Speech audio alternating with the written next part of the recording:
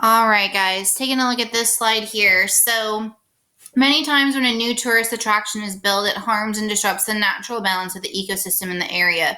So this is something that we really dove into in our unit on ecosystems, and we talked a lot about even in our community right here. They're tearing down a lot of the forests in order to build apartments and homes and shopping centers. And we talked about how that disrupts, the forest ecosystem. Of course, the animals need to find somewhere else to live, making sure they still have food to eat. Of course, the plants are destroyed in the process as well. And so, thinking about on your island, if you're going to be building a resort, of course, that there's going to be some negative impacts to your ecosystem.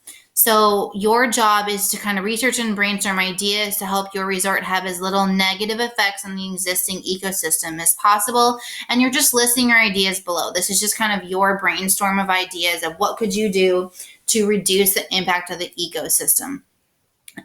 Things I've seen students suggest before in the past is like they built all their hotel rooms were built over the water.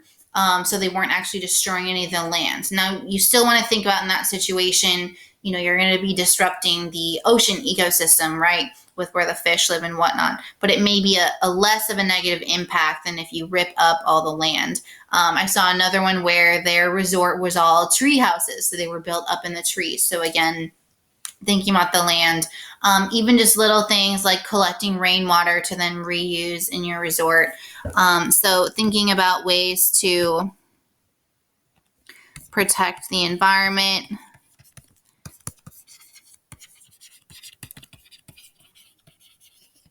And they don't have to be extreme ideas.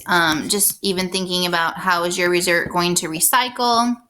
How might you reuse?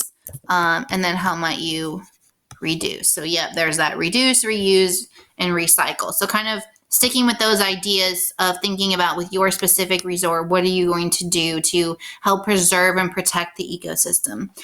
You could even say, you're going to have a designated part of the island that's not going to be developed or built upon.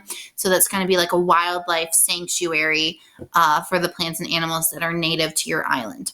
Just some ideas. You can certainly think of your own as well, but you just kind of want to make a list on this slide of what you could possibly do.